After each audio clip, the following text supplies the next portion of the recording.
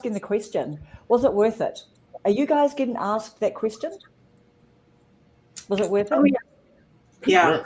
Yeah. Yeah. It wasn't cheap. Oh, yes. It wasn't cheap. No. Awesome. All right. So before we get started, can we just please go around the room? We'll start with you, Sea Queen Brooke. If you can introduce yourself, tell us about your channel and how many times you've been to Vidsummit. Was it your first one or are you a repeat attendee? All right. Hi, I'm Brooke, Sea Queen Brooke. I have a commercial fishing, crabbing, ocean channel, and that was my first time at Vidsummit this year with Melissa. Whoop, whoop, whoop. And there was some stuff I was definitely expecting and a lot of really cool stuff I was not expecting. So I was pleasantly surprised. Nice. Can't wait to hear about it. Melissa. So my name's Melissa Cook, and I have COVID right now. So if I You're a trooper. Conference. Anyway, don't breathe on me. Don't breathe on me. Yeah. So anyway, yeah, I have COVID. I am on the Wyoming Jeepers, and I'm starting a new channel called Alaska Tales. So this is my first time at Vidsummit, and I plan to go again. Yay. Nice. Elijah. Greetings, everyone. My name is Elijah Blau. I'm the founder of the Side Hustler Society. We have a YouTube channel, but it's all about helping people make more money via side hustles so that they can take control of their financial destiny. In terms of Vidsummit, this year was my third time going, and do I intend on going back next year? I think I kind of have to because people would be looking at me with the meanest side eye if I didn't, so that's yes. That's right. You got to keep the streak going. You're on a streak now. Nice. Yeah. Allison. My name's Allison Selensky, and my channel is Living Life After 55. And it was so nice to meet you guys at Vidsummit. My channel is pretty much about life after 55 and some of my excursions, some of my challenges, living with diagnosis and being an empty nester, and just life's journey. And I met Karen on YouTube Lives. We had a live going, and she told me the week before Vidsummit that she was coming from New Zealand to Texas, and I just about freaked out. And I'm like, oh my God. So before the end of the live that Friday night, the week before Vidsummit, I was signed up to go to Vidsummit, and then I texted her and I said, do you want to come stay with me? That's awesome. And she stayed with me. So our joke is every time I start a video now, I go, hey, Karen, what'd you up to? Yeah. Oh, wait, you're in New Zealand now. Yeah. So it was just like an 8-night slumber party pretty much, wasn't it, Allison? Yeah, it was great. And Yeah. yes, I will be going back to Vidsummit. I had a lot of people like kind of joke with me and say, well, your new channel, like not your new channel, but like, are you really serious? Like you go? And I'm like, you know what? It was the best thing I did, because since Vidsummit, my goal is to put $1 away for every new subscriber.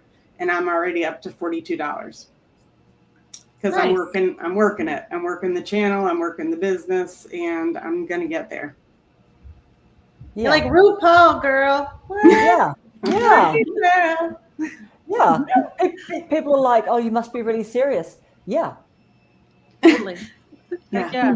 I had somebody say, do you miss your crafting? I said, I still do my crafting, but I miss it. She goes to her friend next to me. Oh, she's busy trying to be a YouTube superstar. And I'm like, Yeah. no, I'm busy trying to be me. Yeah. Totally. So that's my joke for the week. I'm just being me. Yeah. One of the things. Sorry, go ahead. Go, Brooke. Oh, I was just saying, like, I can so relate with what you just said. Like, oh, she's just trying to be a YouTuber, you know, and I try to watch a lot of YouTube because, that's how we learn. And Ryan Trahan is always saying things like, oh, don't worry about me. I'm just making a stupid little video. And I'm like, exactly. See, that's the attitude we need to have. Don't worry about me. They're just stupid little videos. You guys keep doing your thing. So you got this, girl. Yeah. You've got this, girl. Okay, Kelly. Hello, I'm Kelly McDonald. I am a work in progress on my YouTube channel. It's going to be called Mug Life. My children and I love to visit different coffee shops and stuff. And so it's just something fun that we decided to start doing as a little family, and thought, why not put it out there and see what happens? Heck yeah. Yep. Love that. And how are you doing with it? Well, I now officially, since being back from Vidsummit, I do have content that I've started working on. So it is a lot closer than I was last time. But and I feel like Vidsummit really helped me figure out even how to get started in it, where I was not sure what to do at the beginning.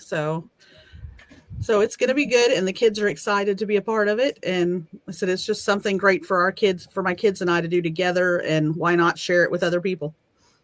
Nice. Yeah. Totally right. And this That's is great. really exciting because we've got you with super fresh eyes. You didn't even have a channel before you went to Vidsummit.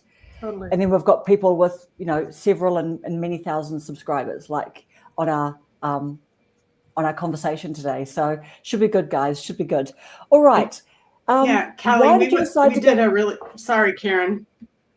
I just wanted to tell Kelly that when we were at Vidsummit, we talked with, his name, I believe, was Elijah also, wasn't it? The Amish gentleman. And Enos. he went to Vidsummit. Enos. He went to Vidsummit 2 years ago without a channel. He didn't have a channel, but he went to Vidsummit. And now he has over 20,000 subscribers, I believe. And so it started for him at Vidsummit. That's awesome. Yeah. Do you guys remember that guy? The Amish guy who was dressed like an Amish person with the hat on and like the blue shirt. He went up and asked a few questions at the end of some talks. So I must have just been in the talks that he was, because he was bold, man, just getting up there, asking the questions. Nice. I'm like, wow, I'm missing a trick. So next time, we can talk about things that we would do differently next time. That's a good one. Alrighty, guys. So why did you decide to go to Vidsummit? I went to Vidsummit because Brooke called me up and said, hey, you need to go to Vidsummit with me. Look at this place that we're going to go to and all the things they've done. So, yeah, that's why I went. So how do you guys know each other? We know each other from Facebook. Yeah. We know each other from YouTube and YouTube. Facebook. You're right. And YouTube. So I have a book that I was promoting. So I started a Facebook group, and every day I was putting something new that was Alaska content, and I found one of her videos and I posted it. And at that time, I always told people that they were the pick of the day. So she knew that I had posted her.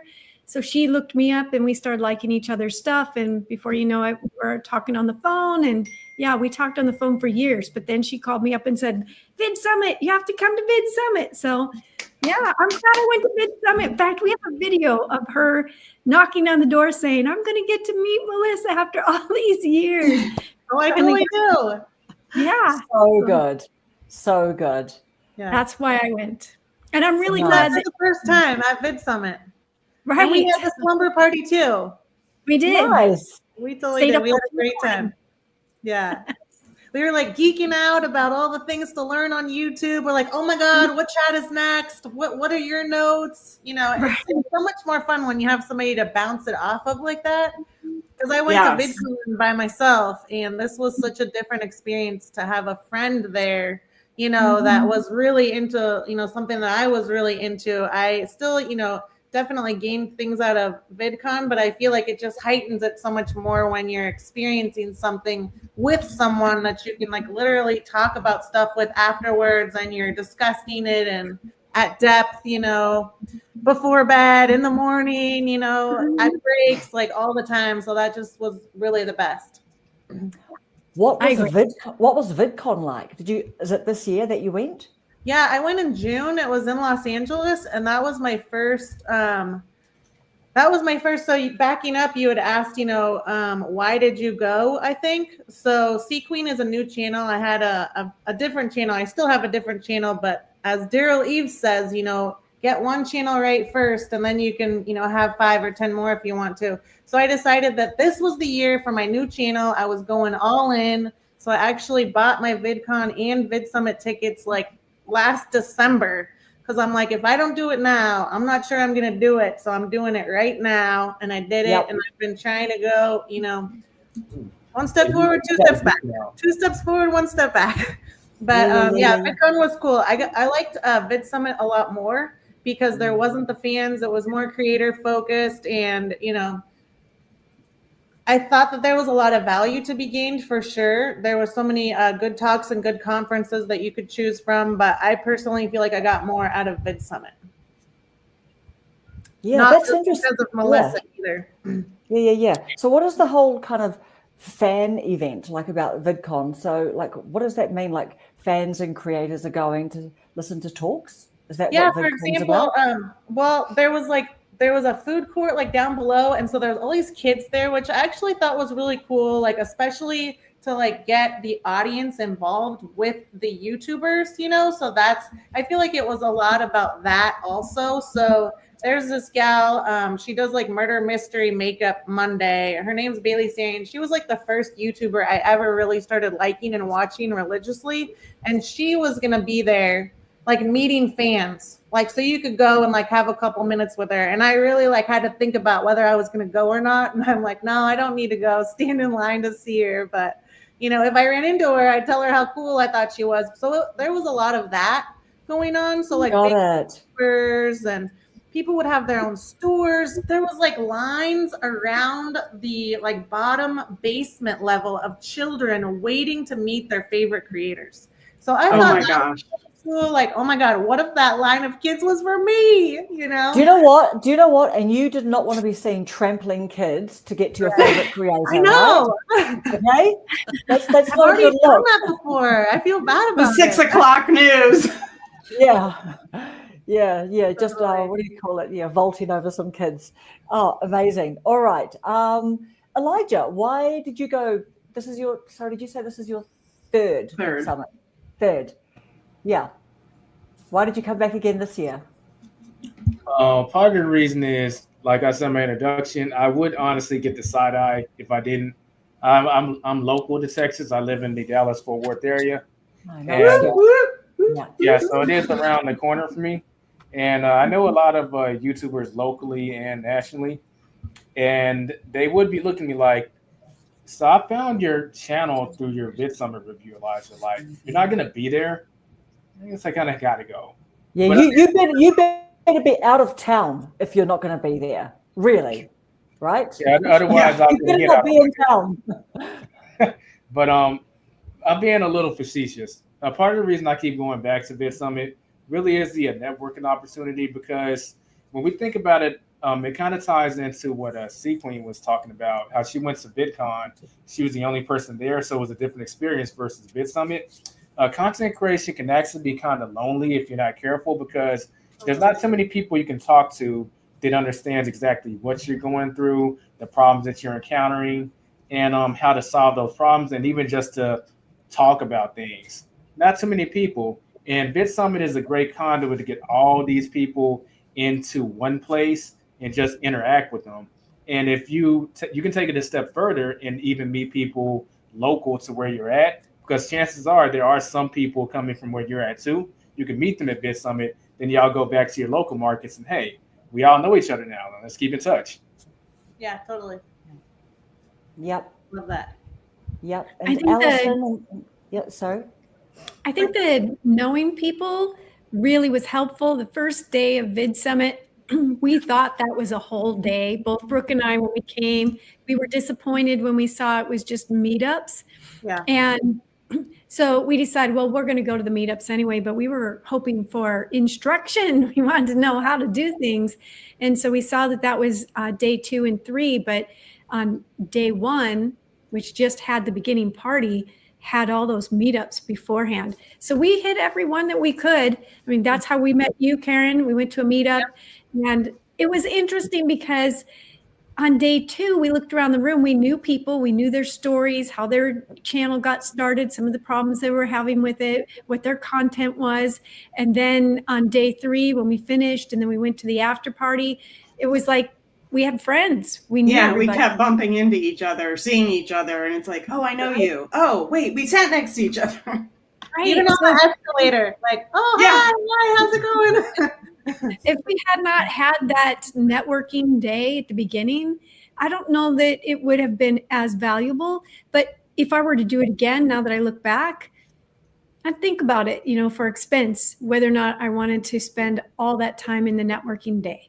So it was fun to meet everybody, but I traveled a long way. So so interesting. Are you saying that if you next time you wouldn't necessarily spend all day going to meetups?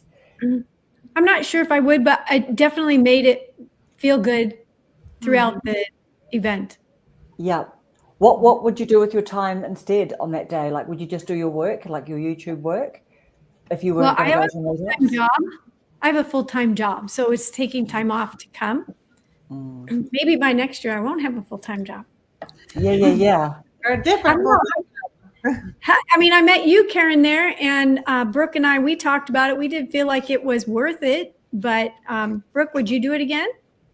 Yeah, that's a good question. I think I'm where you're at. Like, it was fun to, meet some people beforehand, like you said, but I just even, today I was writing up some of my notes and, just trying to have it be fresh again in my mind. And there just wasn't a lot of notes that I felt were super helpful from the meetup day.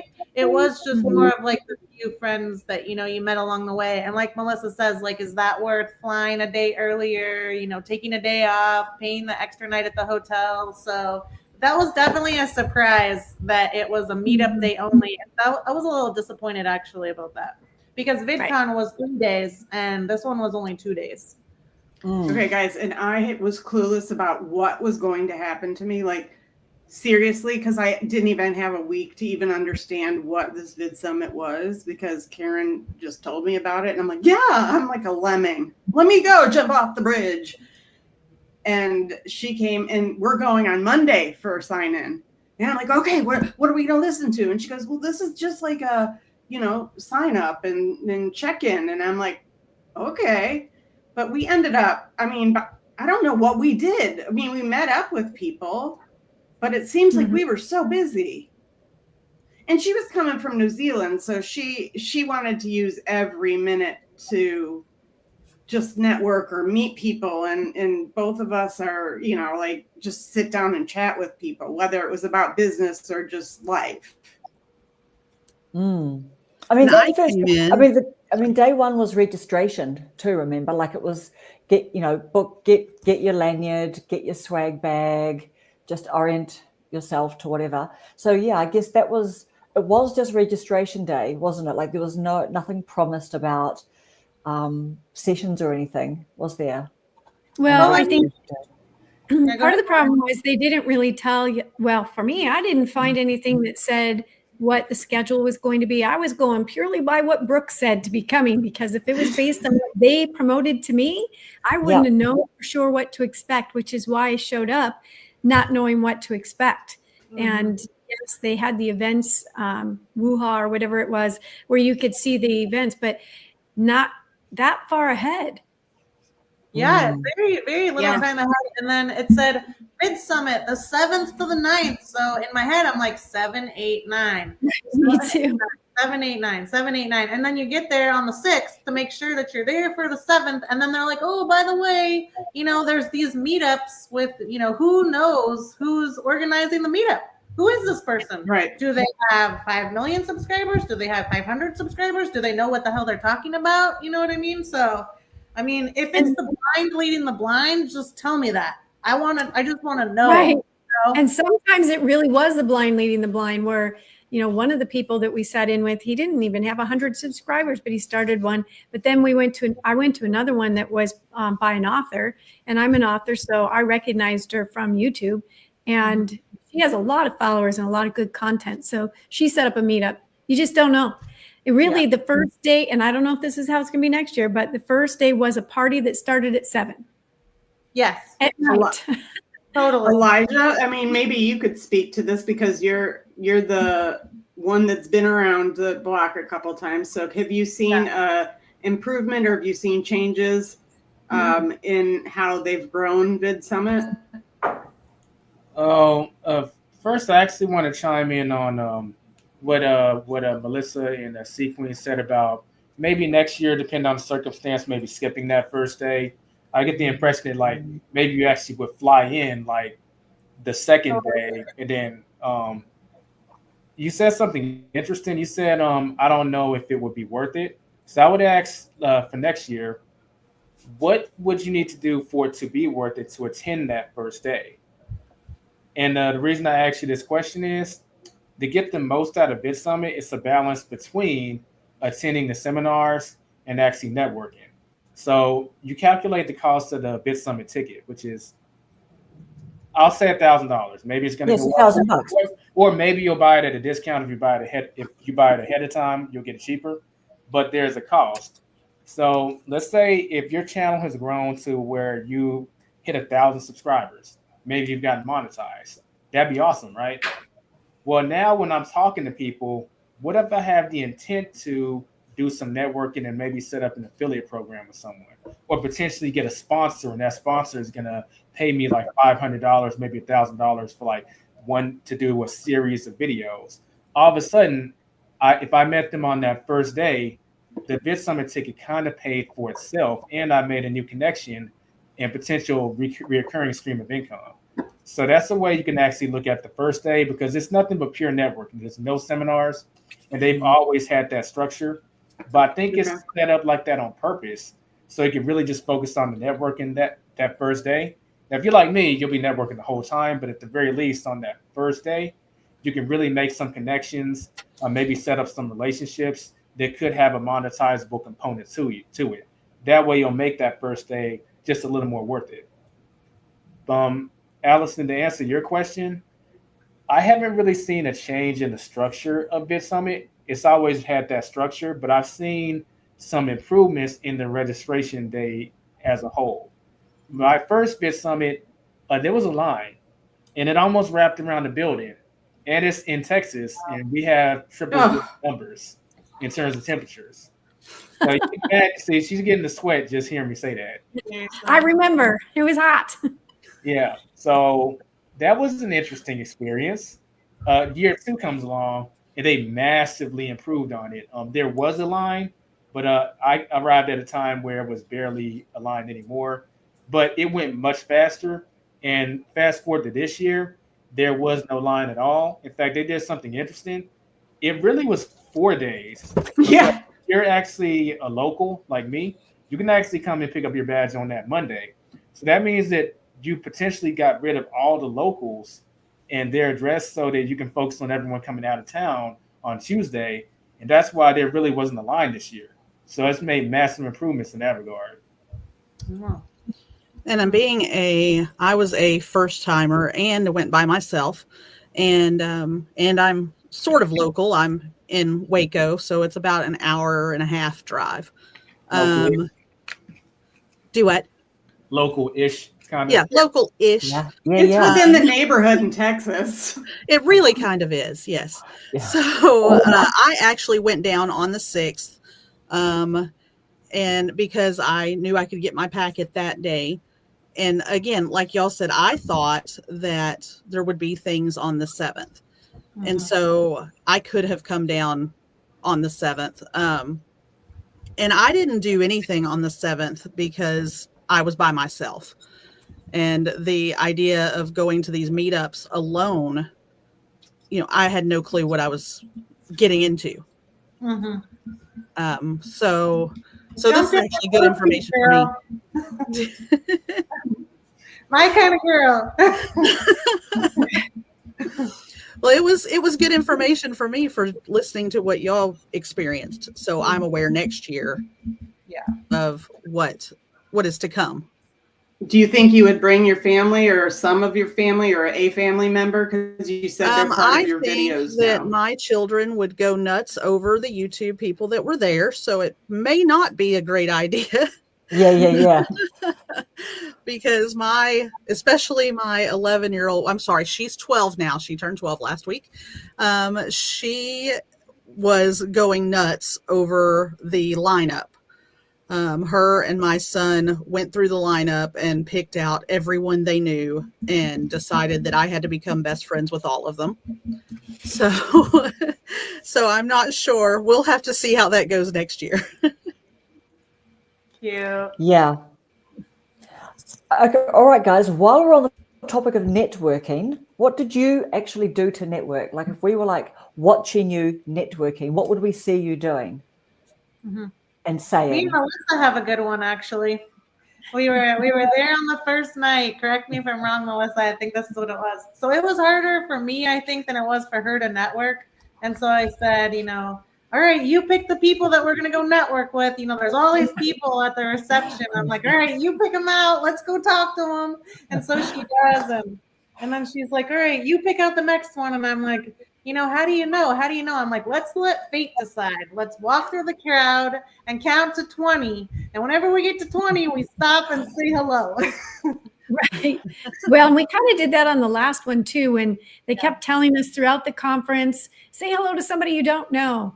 Yeah. So when we were at the after party, we went and talked to, we decided we're going to talk to 3 people. We were sitting up on the balcony part of that bar where we were having the after party, and we're looking around, and I saw this guy down there who was standing by himself, and he'd been there for a little while. And I said, we're going to talk to him. Lasered in. She's like, him. So we went down and talked to him, and he's actually a guy that I don't know what his job title is, but he makes the deals for the people who are on YouTube, and he's the middleman.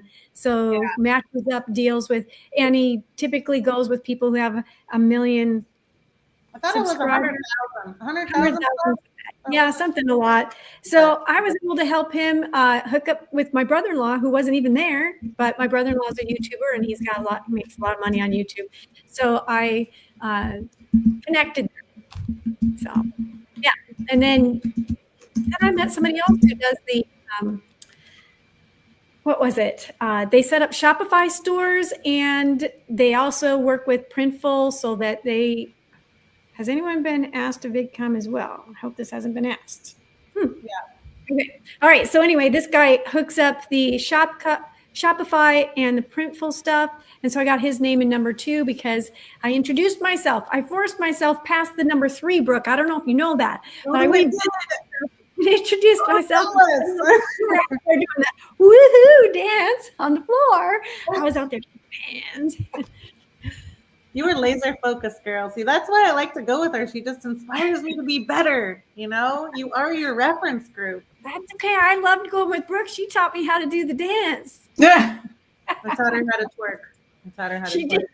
And it was so much fun. And now we're off topic. Okay, sorry. That's all right. That's all right. This one is for you, Brooke, about VidCon. Do you want to tell Evie about VidCon? Mm-hmm. So Evie, I decided last December that I wanted to go to at least 2 conferences this year related to YouTube. So I heard of VidCon, and then I got Daryl Eves' book, The YouTube Formula. So then I learned about Vidsummit. So I got both of those tickets at the same time, and VidCon was in LA in June for 3 days. And I went to that. I learned that it's way better to be next to the event, if you can be, instead of taxiing all the time. But that's kind of common sense. So there was a lot of fans, children mostly, and it was cool. But at the same time, I kind of felt like what Allison was talking about, or Kelly, somebody was talking about it earlier, oh, you and your little YouTube channel, and here I am with a bunch of little 18-year-olds there are carrying around cameras everywhere they go, and I'm like, oh my God, I'm a day late to the prom. You know what I mean? There's 8-year-olds surrounding me, and I think you had to pay a little bit more to get access to the 3rd floor.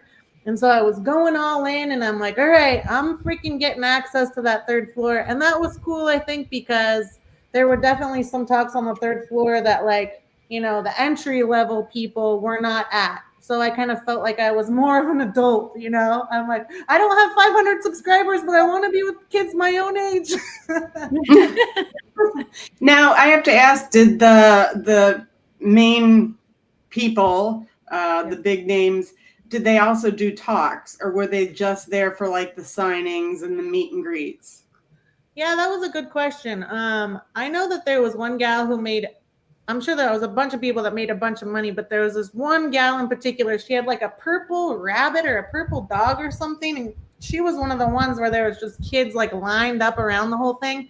And so I don't think that, I don't know, because I don't know all the famous YouTubers that well, and then versus which ones gave talks. So I would just guess that yes, some of them did, but there was a lot of, and then they kept a lot of that fans and like the kids stuff and like all the swag, you know, kind of vendor stuff on the first level. So it was separated from like the second level conference talks and the third level conference talks. So yeah, Vidsummit definitely felt like a more grown up conference, and not just because the people were older, because there was a lot of people there just more like creator based, I think is what.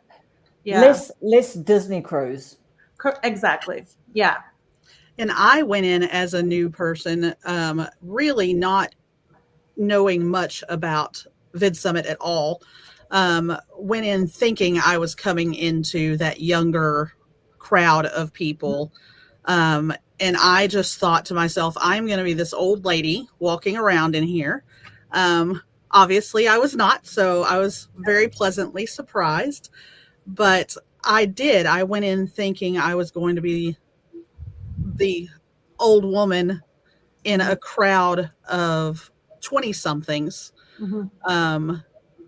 And I didn't realize the depth of the people that were going to be there, as far as the seriousness they were taking this. You know, this is their livelihoods, and this is their goals in life. And I came into it kind of thinking they were all just doing this fun little YouTube thing. Gotcha. And so I loved that I got there and it was a business focused event. Totally. Yeah. What about you, Elijah? What were you doing to network? Okay, I think the question for me is more so, what was I not doing to network? Because everything that you could probably think of, I was probably doing it. But okay, would you do anything different then next year? Like, from if you were doing everything this year, what would you make any changes to what you did for next year? Honestly, I probably wouldn't. But I would say that here's the advice I would give for people who are looking to network. I think what Melissa did, as far as setting a number to hit before she was, I can't stop talking. I have to meet at least this amount of people today. I think that's awesome, and I'm glad that she's able to overachieve on that goal. I think she always does. Nice. But I would say that some people, they may feel a little intimidated at first, because like there's a lot of people. There's a lot of people at Vidsummit.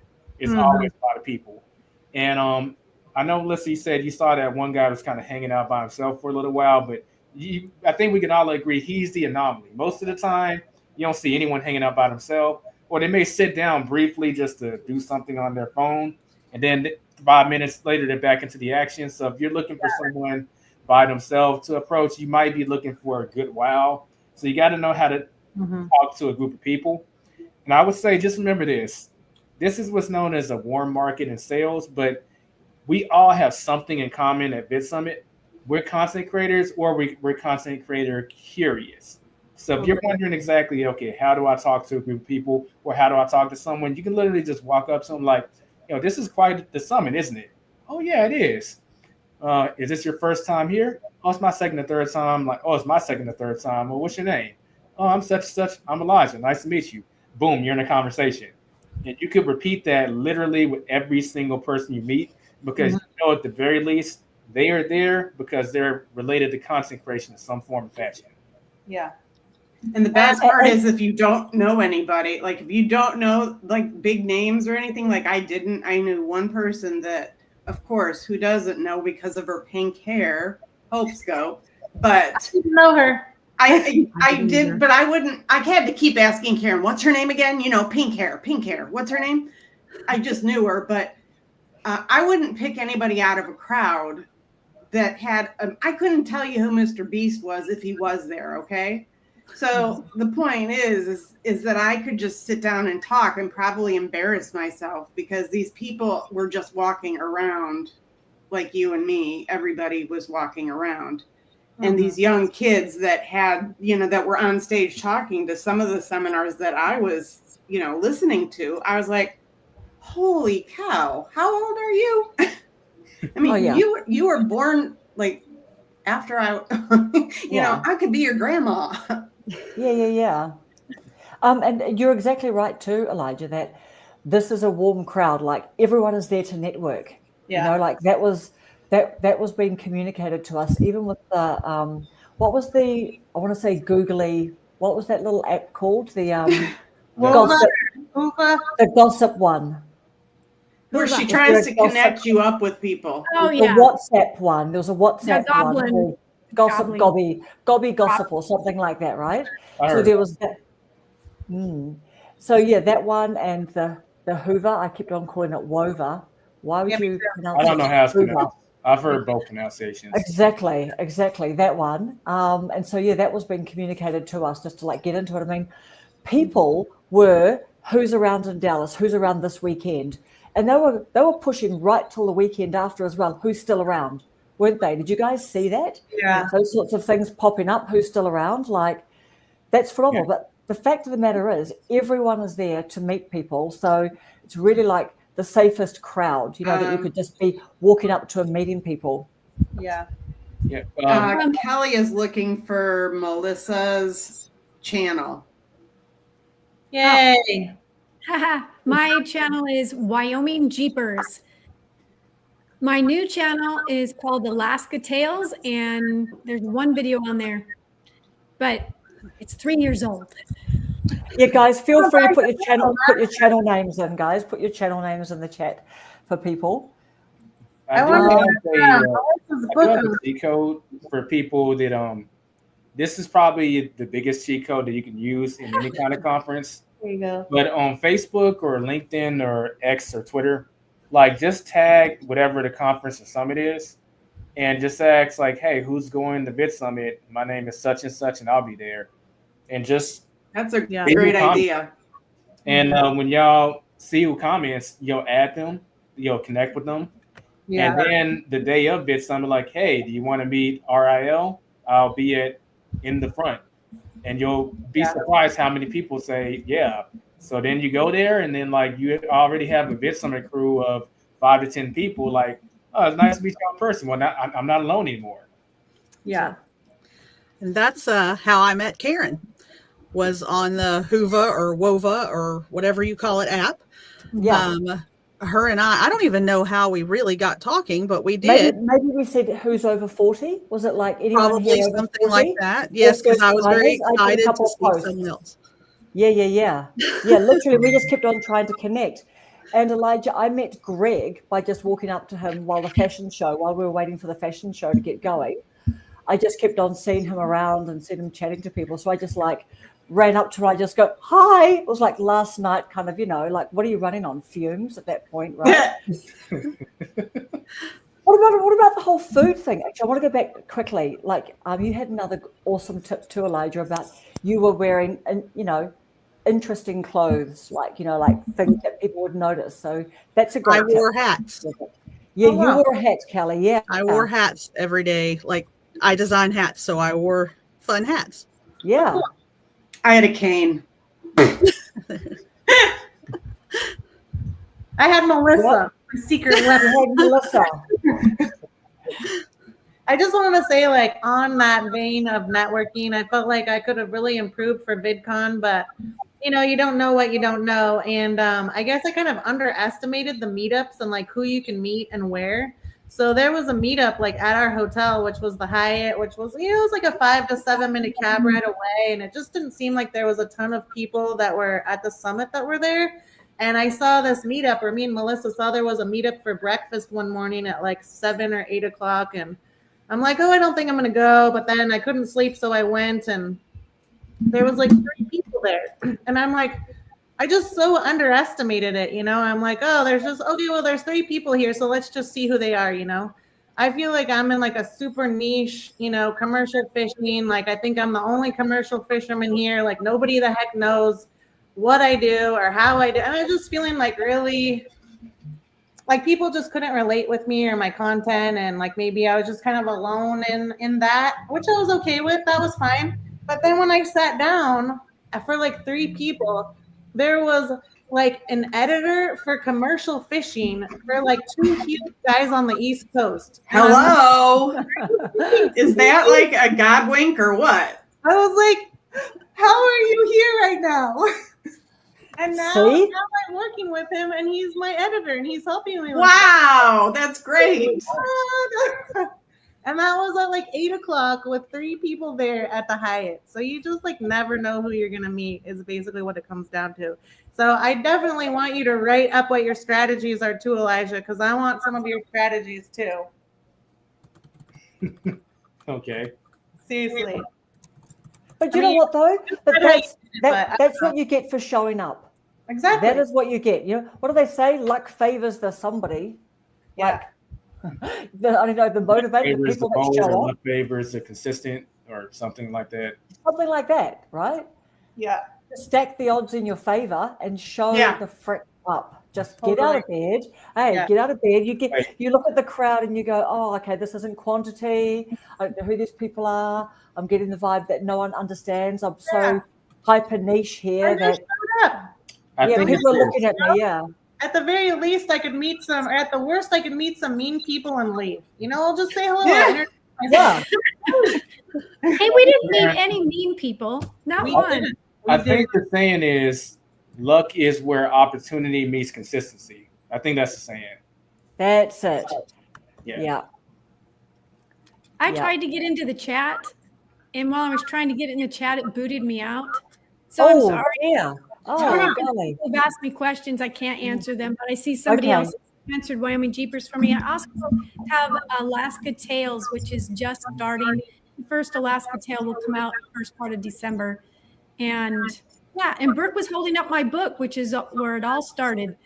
So I have a book called The Call of the Last Frontiers, my story of 20 years in Bush, Alaska as a school teacher. And that's why I started. Because I know her, because I read the book before I met her. So wow, nice. We have a lot of teachers on our little group here, so they might be interested in reading that. Yeah, I was a teacher out on the Aleutian chain. I'm from Michigan, so we point where we're at from Michigan, but Alaska, the Aleutian chain. I lived out on the Aleutian chain for 2 years, and then down in Southeast in a logging camp for 18. And that's what the book is about. But that's Alaska Tales YouTube channel was actually Alaska Bush Life, and I put one video up 3 years ago. But I will be putting up Alaska stories. And it's #1 on Amazon right now in her category, 2 categories. Been out for 4 years. It's been #1 on and off for 4 years. So good. It's so good. That's great. I'll be ordering it tonight. I appreciate that. Thank you. You won't be disappointed. If you want to know what it's like to live in Alaska, that's how you find out. Yep. Have we got some echo from someone's microphone, maybe? I don't know. Maybe it's all right. I don't know. We just got a little bit of echo. That's okay. I don't think it's a really big biggie. And Elijah, didn't you say that you wore what was on your T-shirt or your shirts? You had, like, was it about vegan side? It was called the Veggie Outers. So I have multiple brands, and that's something I actually do locally. I've been a plant-based for about 13 years, and I have a vegan meetup group where we go to vegan restaurants and we review them on a scale of 1 to 10 based on the atmosphere, the customer service, the food, and the price. But truth be told, I was wearing my Veggie Outers merch, and it did get a lot of people like, hey, what's the Veggie Outers? What is that? So all of a sudden, I'm in a conversation from it. But truth be told, that was kind of a concession. What I really wanted to wear is my new merch, which is for the Side Hustler Society. It's a hoodie that says "Hustler's gonna hustle while haters gonna hate," and it didn't get it didn't get in the mail in time. Even though I ordered it like 3 weeks in advance, it got lost in the mail, and it just came in the mail like a week ago. Well, yeah, that's real nice. The summit's already over. It's not gonna serve its intended purpose. But I did have the shirt version of it, so I did wear that the second day. But I decided this year I was gonna wear my merch in some form. My normal attire is business or business casual. I wanted to change it up, so I wore my merch. But since I didn't have my Hustlers hoodie, I just put the Veggiatas hoodie on. But it really served the same purpose, because people are wondering, well, what is a Veggiata? What is that? I guess it's something related to vegan, right? Like, oh, all of a sudden I'm in a conversation. So being intentional about what you're wearing is another form of networking, because, and this works great for people who are introverted. It will entice people to start a conversation with you because you're wearing something that drew their attention. That's cool. And that's why I wore the big hats I wore, because I am, going by myself. I was going to tend to be a little more introverted, and I didn't want to do that. I wanted to get out there, meet people. And so I thought, well, the only way I know how to do it is be a little more bold in my outfit choice. So, and it did. It caught attention, and people ask about the hats, and that's how I started a lot of conversations. That's yeah, cool. and I one day Kelly, can you put up on your screen what your channel's going to be? I can, yeah. Yeah, I wore something one day with like big puffy sleeves, and I was talking to a guy, and we were just like hanging out at a seminar and stuff. And he said to me, "Oh, I've seen you around. Were you wearing the thing with the big puffy sleeves yesterday?" Oh, that's cool. See, that's just So I Nice. And didn't we see that girl in like the bright pink sort of bodysuit? She said her whole channel is pink and she has nothing pink at home. But, people were definitely sort of like dressing to stand out, showcase their personality, their brand, everything, right? But I kind of expected there would have been more of that than there was. I mean, there were some, but I would have expected more. But, and the other thing was, if you're one of the few people to do it, then you're going to stand out for the right reasons. Right. True. So it's like your thumbnail. It's your thumbnail. You're a walking thumbnail. Right. Stop scrolling. Stop right here. And there were what do you guys think about people who've got QR codes on their like sweaters or hoodies or something?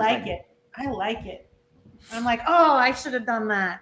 I actually followed this kid from VidCon. He got in front of me. Actually, he asked a really good question, and he was like 10 years old. And everybody's just kind of looking at him like, here's this little 10-year-old at this adult conference asking a great question. And so that got my attention right away. And then he got on the escalator in front of me, and there was this big QR code. And it literally took me 3 seconds to take my phone out, get a picture of it, and subscribe to his channel. I'm like, oh my God, that's totally what I need in my life. I just need to only wear QR code shirts. Yeah, lots of ways to network. So any final tips about networking before we go to our next question?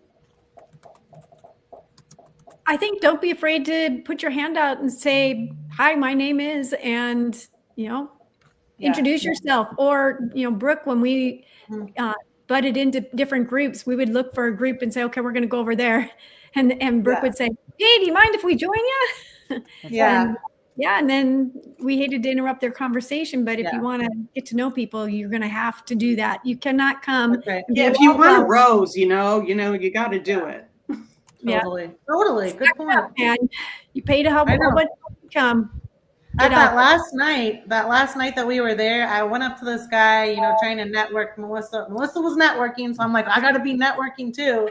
So I went up to this guy and I started, trying to ask him about himself, and he was like, all laid back, cool, calm, and collected. And you could just tell that he thought that his shit didn't stink. Excuse my French, And I'm just like, after a few minutes, I'm like, okay, there's gonna be people like that. So you just spot them, and you're like, okay, this is not the person I want to talk to, and see you later. And that's the worst that can happen. So that really, gives me the boost to just put yourself out there next time. More. Yeah. I want to say that as the first time going to one of these and being as fresh as I am in this YouTube journey. I do a little bit of marketing, things like that. So this was helpful for that as well. But I found that I got so much out of it as far as the networking side and the information, and just it really, I don't know, I came back with a different perspective. Interesting. I think that I went in, like I said, kind of just thinking, well, this might be something that will be good. Now, of course, my background's a little different on how I got started, which Karen and I have talked about, and I told all of you before the show. I kind of fell into getting to go to this Vidsummit. And but while I was there was it helped on so many levels, on even the marketing side, on how you present yourself. And that comes out even on your networking side and things like that. But they even talked about the 5 qualities you want your audience to know about you. And I took that home with me into my everyday job and my daily job and stuff, and started really thinking about what are those 5 qualities that I want people to see in me every single day. And I started asking my peers and people around me, tell me the top 3 things you think of when you think of me, like honest opinions and stuff. And what Jordan Matter, who was one of the speakers there, he had said that you ask these questions, and if it's not the answer that you want people to perceive in you, then you know where to work from. Yeah, that's a good and I loved that, and I did. I took it home and I started asking my work peers, my family, friends, what are those top 3 things that you think of when you think of me? And I was what very were their happy. answers? Oh, so I am, it was very flattering, honestly, but, and it was the things that I really hoped I was putting out there. But kindness, that I am funny in kind of a quirky way, which I love that, because who needs to be normal, and helpful, and so, like I said, it was just good feedback. But that was something that I really think that I got out of it. It was a very simple thing, but it did kind of shift my perspective on how to get started and things like that, because I wasn't sure where my jumping off point should be. And this gave me a good foundation of saying, okay, so I just need to know, what do I want to put out there for people? And that's your brand, your ultimately, what is your personal brand in your everyday world, everyday life, and is that what you're wanting to convey on your channel? And I loved that. I got a lot out of that, and it helped me with the networking side, as well as just moving forward on my YouTube journey. I have a question regarding networking. Just out of curiosity, how many people are you 5 still talking to, either here and there or regularly, or just, emails a little bit, like specifically from Vidsummit? Like, how many contacts do you, like, useful contacts, or that want to get back to you, are still in your life right now? I have an interview with somebody, and don't ask me a name because I don't have it in front of me, and it was just set up yesterday. But on the 20th, she interviews everybody but me, high-end people that are going to be millionaire, that are on the million. And but she had talked to me and Karen, and she liked our stories about, 1, how we met, and 2, it's more of a home journey kind of thing, and she just really liked us, I guess. So she had asked if I would be a guest on her podcast. Oh my God, awesome! So we've been talking back and forth a little bit. Cool. So 1 person is what I hear you saying. So far, I mean, but Karen, a lot of subscribers. Yeah, it does actually. I mean, I've gotten, I mean, since Vidsummit, and I'm not saying I met all these people at Vidsummit but I've gotten my mojo on, and I had people subscribe at Vidsummit. I didn't see a drop off. I saw a little bit of a drop, so people liked you, and then all of a sudden, oh no, this isn't my kind of content, maybe. But overall, I got the juices flowing. And since Vidsummit, my numbers have just been going up and up and up. That's awesome. I'll go ahead and say mine. I mean, I plan on trying to keep. I'm trying to keep up with people. Like I did a meetup for Denton, but there was a really bad car accident in our town on the highway, and people couldn't get there, so it didn't work out. I went because I started the meetup, but it was bad. It was a really bad traffic night. So, Elijah, you can attest to that. Yeah, especially if it's on the way to Denton. There quite literally is only one way to go. There's no like back street you can take to get around it. Like, nah. Yeah. I would say for me, sorry, go ahead. Yeah, no, you I was go. just going to say for me, I'm still in touch with that awesome commercial fishing editor. Like if there was one person I could have chosen to meet, it would have been an editor who does commercial fishing. So that was like the coolest thing ever. Melissa I already knew from before, and then you, Karen, when you reached out to me. And do you have the Millionaire podcast? Millionaire? Oh yeah, that's the one, is it? I think, Alison, that you might be talking about, is it? Yeah. The Millionaire Is that podcast? the one? Yeah. The Millionaire Yeah. Makers Seems to be podcast or something? asking everybody. Yeah. Yeah. Yeah, she was asking everybody. So I remember she asked me, and I think honestly that's it for me. So it's not like I have all these huge numbers, and that's kind of what I was wondering from you guys, like. I've got some contacts like the gearheads. We met the gearheads, and she loves to come up with names for videos. So when I need a good name for a video, I'm going to be calling her. So I have her number in my. By the way, I have a tip for anybody who goes to the conference. Don't bring a booklet this big for your notes, even though it's only a 2-day conference, because this was day one. Yeah. Plus the extra 2 pages, day one. And there you go. That's what you need. And Totally. Okay, I've realized that since we got the video playback, I wasn't going to focus on my notes. And also because I get foggy brain with Parkinson's. So I wanted to pay attention, and I knew that we would get playback. So I wanted to be in the moment. Like for me, I can't, as much as I want to write it all down, I wouldn't get it clearly written down, and then I wouldn't have even appreciated the actual physical time I had with that person. But you're right. There's the best part about being at Vidsummit is we get the playbacks. I mean, that money that's what's invaluable, is that we could go back and keep watching it. Oh, look, we've got this from Introvert in Alaska. Jennifer, I just watched one of Melissa's videos for the first time last week. Jennifer is in Alaska, and she does the most beautiful videos in Alaska. Sweet. Oh, I'll write that down. we should talk. No, My new show is called Alaska Tales, because I spent 20 years there. Most of my adult life was in Alaska, and therefore I write suspense mysteries. So all of my stories that I write about have some nuggets of truth. So yeah, we should talk. Look at you networking on the live, Melissa and Jack. She's so creative. You can find me on Facebook, Alaska Tales. Send me a message, or Wyoming Keepers on Facebook.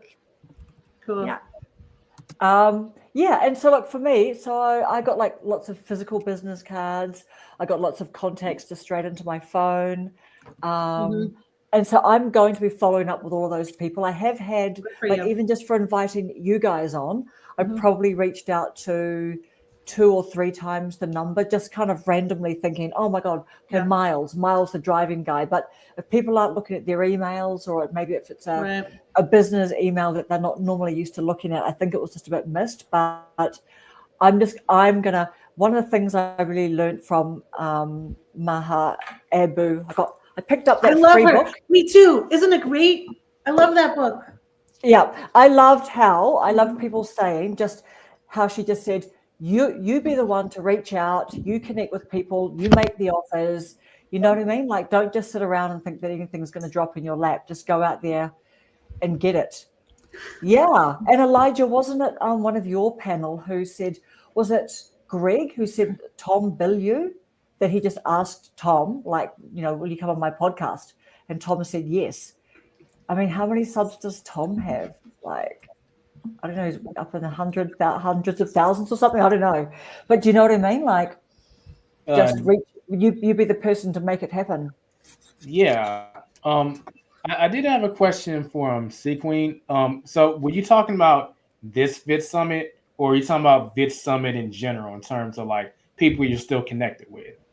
Oh, that's a good question. I've only been to one, so for me it would be just one. But I guess I'd like to know for you, like specifically from this last one, and not to say that like because obviously we meet a lot of people, and I've met a lot of people. Like we also met this other guy who has like a dentist channel or something, and he was super cool. And I could reach out to him, but I don't have anything. I feel like I don't have any questions for him. He was really nice, but I just don't feel like, I don't know, like I have anything to say. So I guess like helpful contacts that you're still in touch with, and he was nice, totally nice. We have phone numbers in our phone, Brooke. We put a ton of phone numbers in our phone from people while we were there. And that chiropractor was one. And he actually went to the channel Jumpstart, I think he did. He did. And so he was telling us about that. And in the end, on the last night, the first night he's telling us, oh, look how much money I made on the show that I was doing, my project. But on the You're going to go there. You're going to go there, Melissa. Tell him. What really is the value of Channel Jumpstart is this. He's pointing at his wrist, and on his wrist was a white wristband that said Channel Jumpstart. And therefore, they kind of flocked to each other because they support each other. And then they have their separate ways to support each other in little meetings that they do. And he said that is the most valuable thing. But it's a $6,000 class. And I was looking at that bracelet wondering, well, I'm going to see how much I can get out of what I learned this year from Vidsummit before I spend $6,000 for the networking piece, which is what Elijah's talking about, the networking piece. But these people, some of them are making good money. So we'll see what next year brings. I did learn that you are your own best guru. Screw everybody. We can listen till we want, but this week alone, I've heard I lost my earbud. The first talk I went to was on shorts. Okay. Mm-hmm. And all week, all I've heard was like videos popping up from very respectable people, how their shorts are no good. You should never do shorts. Don't rely on shorts. But I went to, my first topic was about going to shorts, and she showed, it was the bake lady that does all the baking. The cakes. Yeah. Cakes, yeah.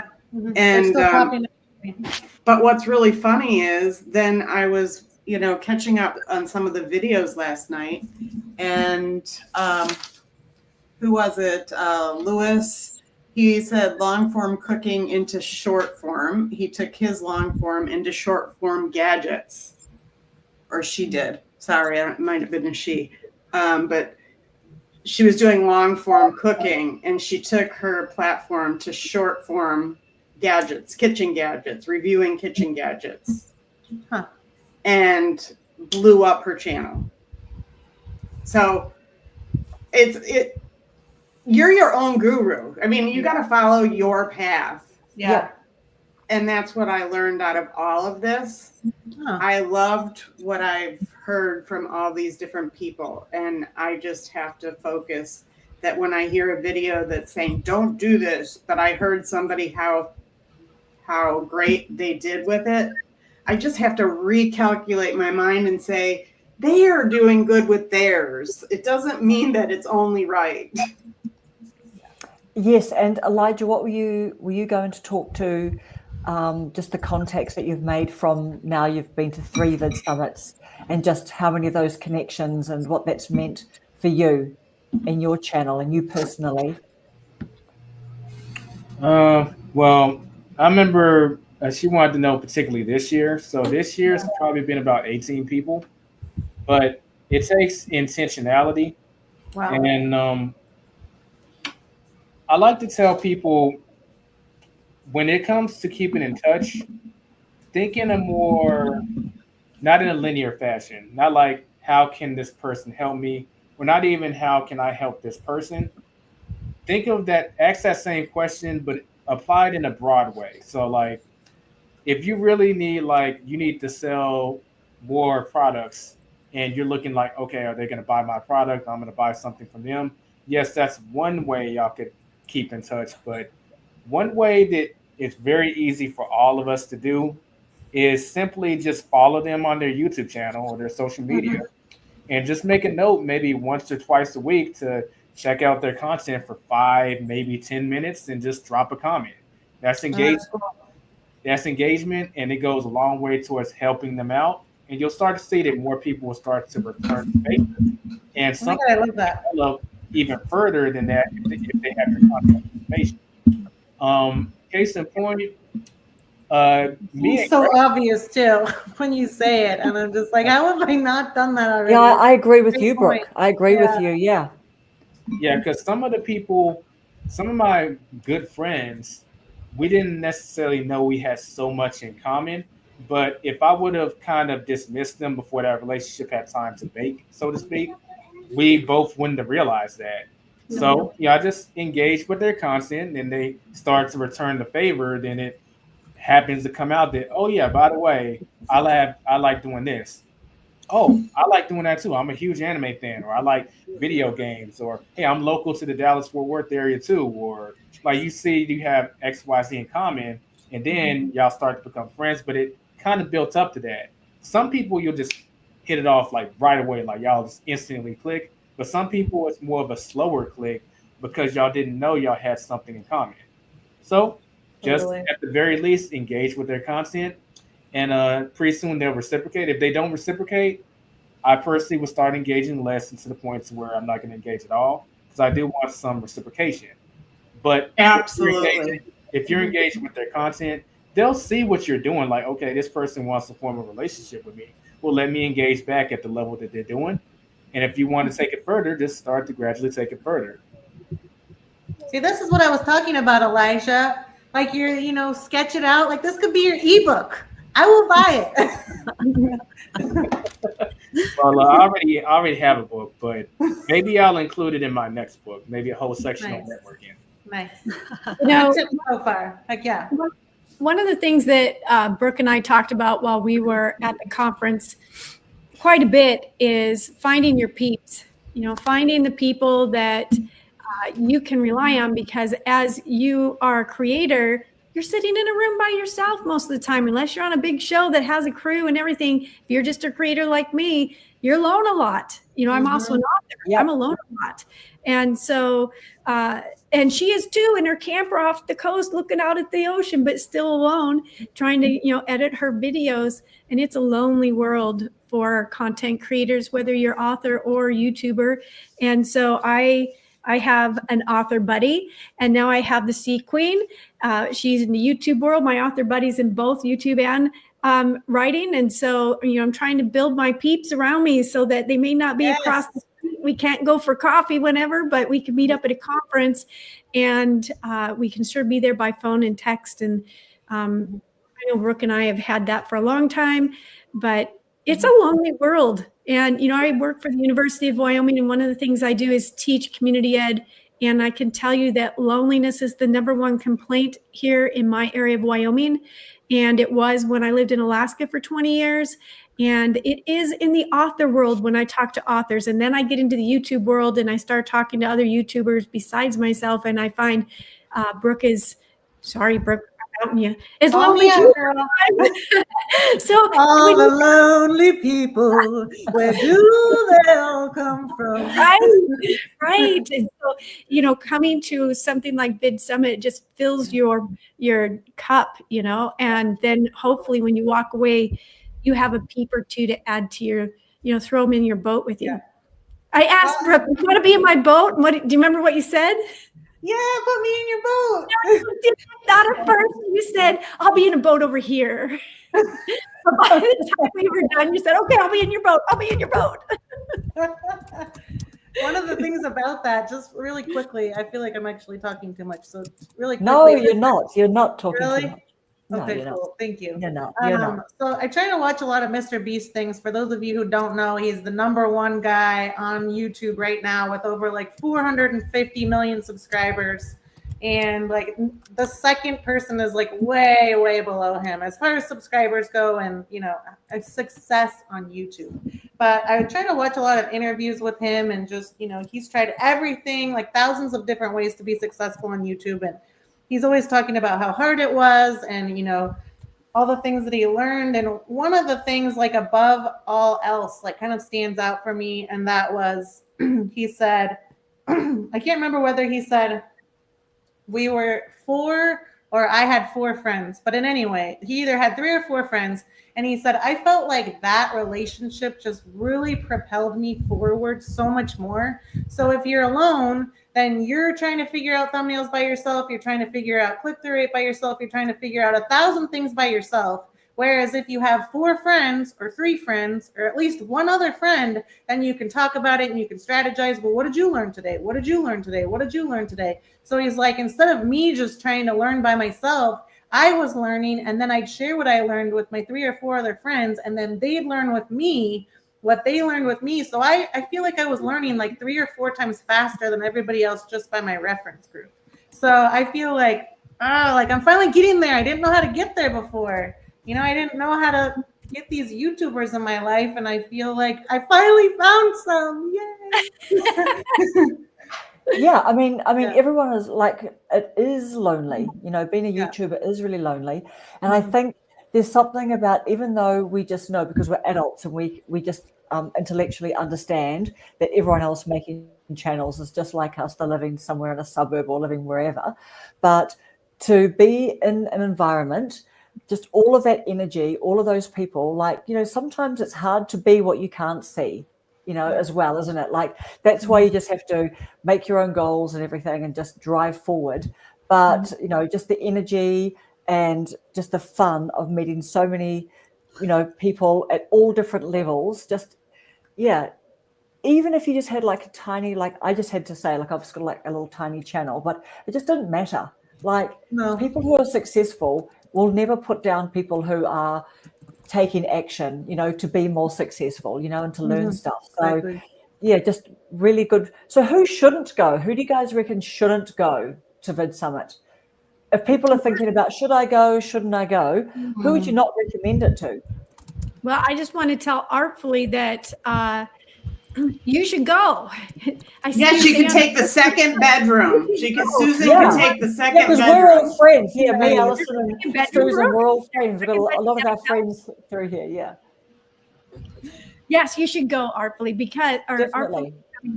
Yes, Yeah. just look us up. We're going to be there. Just look us up. Yeah, like we're all going to be there, Susan. So Thank you. Every's retired. I saw your comment. Thank you.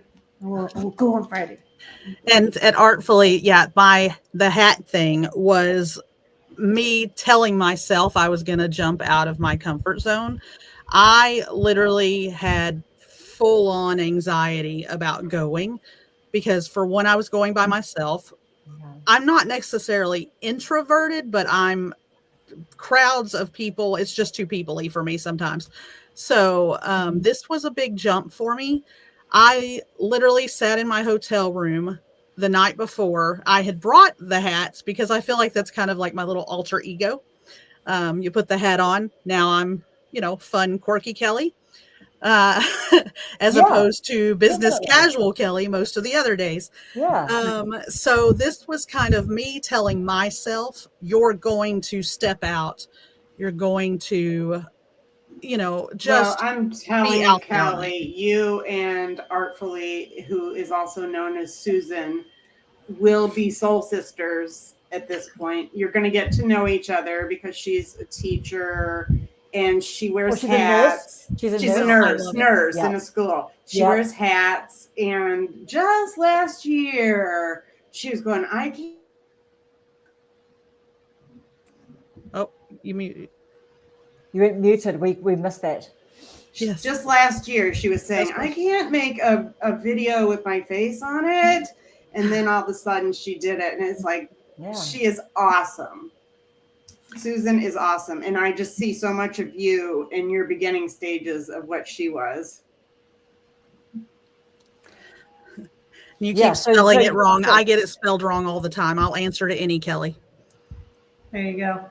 Yeah. No, but that's it though. I'm quite extroverted, but you still have to just kind of, I don't know, tell yourself, I'll own my language.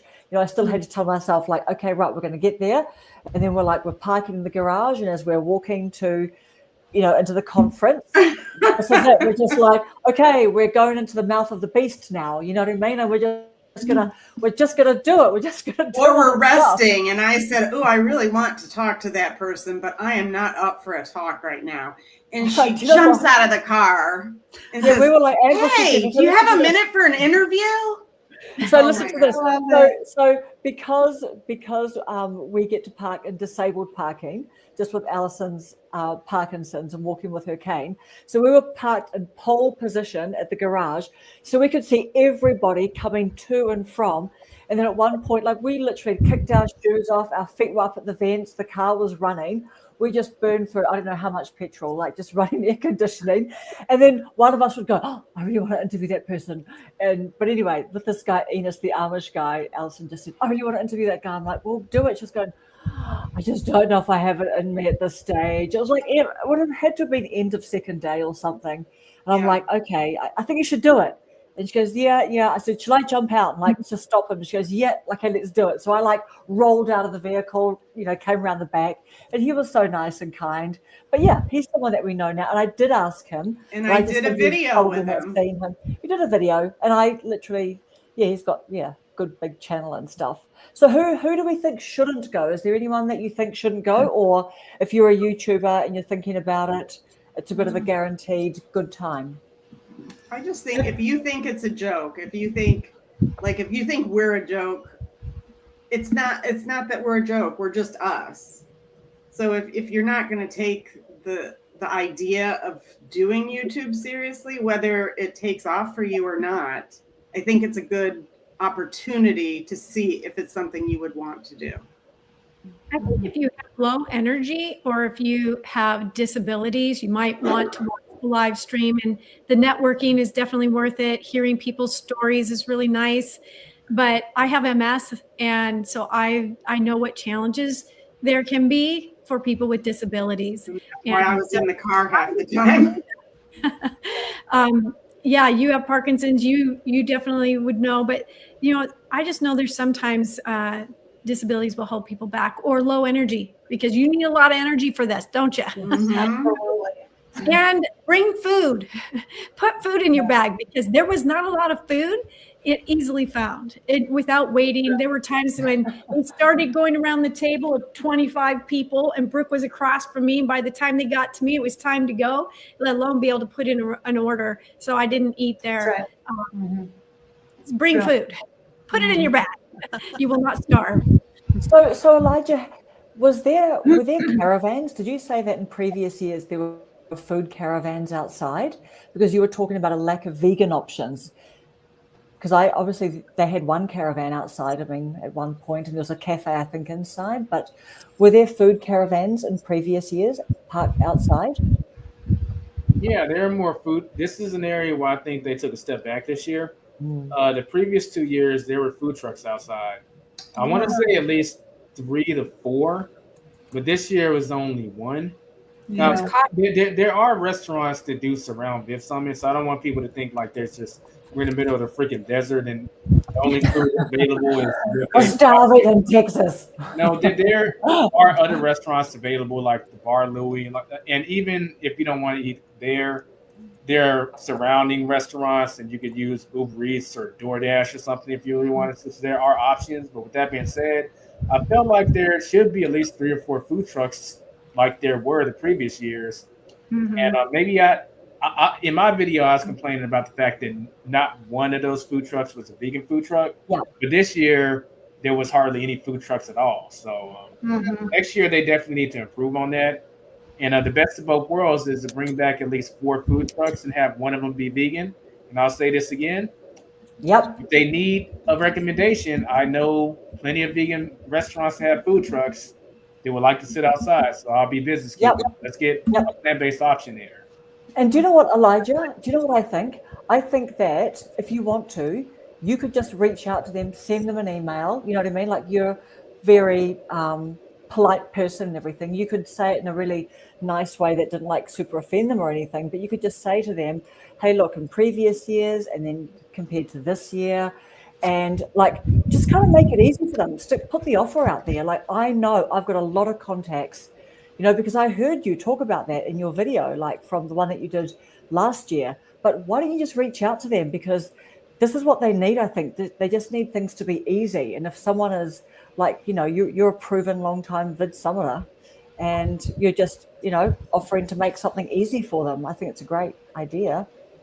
You know, I've sat on a board for 7 years and we put on conferences. That was the only goal we had for our writers board. And I can tell you some of the inside information. We wanted to put food trucks out for this year. And the place that we were holding our conference was going to take 30% off the top of their money that they brought in. And that would leave them very little. And then the unknown of how many people were going to eat. So we didn't get any food trucks. And we really needed food trucks for that conference too, because they had one tiny restaurant. So that's an issue. For me, I'm going to bring food. Next time I'll have more food. Yep. I don't want to be yeah. trying to get food and having to wait forever to be served in order to be able to go on to the next thing. Yeah. I mean, that's a good point. There's all that politics around it. And to be honest, I can totally imagine that when you've got a venue like that, you know, people don't probably just get to park their food trucks up.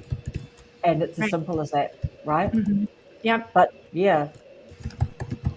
Anyone else who shouldn't go? Well, I do want to, about the food truck, I actually was going to talk to Daryl about that in person this year. But, you know, well, you already know what ended up happening, so he wasn't available for the second and third day. So it is what it is.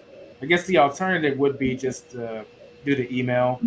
But who shouldn't go? I don't want to sound rude when I say this, so realize I do have good intentions, but I would say wannabepreneurs or wannabe YouTubers. I wouldn't go because Vidsummit is an expensive summit, and if you don't get a return on it in a sense of you want to see an outcome, but it's up to you to deliver that outcome. They're going to give you the information, they're going to give you the networking opportunities, but if you don't have any intent of at the very least getting monetized, right, make money off of this, you'll feel a certain way if you keep going and not getting that outcome, but you're not doing your part. So if you be honest with yourself and just say, this is a hobby on top of a hobby, I actually don't intend on making money with this. Unless you just want to hang out with creators, I probably wouldn't go because it is expensive. You want to eventually get a return on that investment, even if it's going to be years down the line. I think having experience at YouTube, even if you've been out for just a little while, understanding the editing and understanding how to get a video up and what thumbnails are. So you already and realizing they have a whole team. The people with billions of subscribers have teams of people that do some of this stuff. Yeah, there was only a small number, but if you are, you know, one person show or 2-person show, and you just started your show, you might want to wait a year, because I know my show's been out for 5 years and it's given me a lot of, you know, I have 50 shows out that are, you know, 30 minutes each and they're like 40 hours of editing. So I've learned a lot. I've learned a lot. I'm ready to start channel 2. Totally. And I know it's in the same shoes. She's got 2 channels. She's starting channel 2. Yeah. Man, it ain't easy being breezy. Starting from scratch, man, that is so hard. I mean, it's not from scratch, but it seems like it is, and you're just like, oh, little baby channel. I made this little Instagram short afterwards that was just this funny scene and from the movie The Terminator, or no, True Lies is what it was, and it was just like Bill Paxton just like crying about how I'm nothing, I'm navel lint. Like that's how I felt when I was talking about the summit. I'm nothing, navel lint. I don't deserve to be in your presence. I'm so small. I don't even deserve to be in your belly button. I know. Yeah, but isn't that the nice thing about Vidsummit? Same thing with Author Nation. Yeah. You know, when we're all on a scale. You know, we're all moving along. We've all been at the places that people below us are at. And when you go to a place like this, we're all even. And you can walk up to Daryl Evans and just shake his hand and talk to him and ask him a question. You can walk up to, hey, if Mr. Beast was there, I'd walk up and talk to him as easily as I'd talk to Karen, because that's the mentality of a conference like this. We're all creators. Because she is Mrs. Beast. She is. She is. She is. I would be like, oh my God, there he is.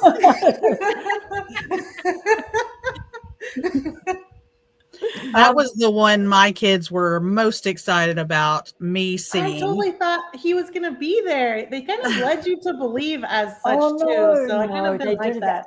No, they didn't. And I believe I believe he was supposed to be originally. No, I think they like used his picture in like some of the marketing, and so I feel like I saw that, and I'm like, oh my God, he's going to be there. So maybe that was just me misinterpreting it. I think the thing was this last year he didn't show up and people were mad, and so they were using that, and you saw a lot of Mr. Beast involved in communication amongst people, but it wasn't really that he was going to be there.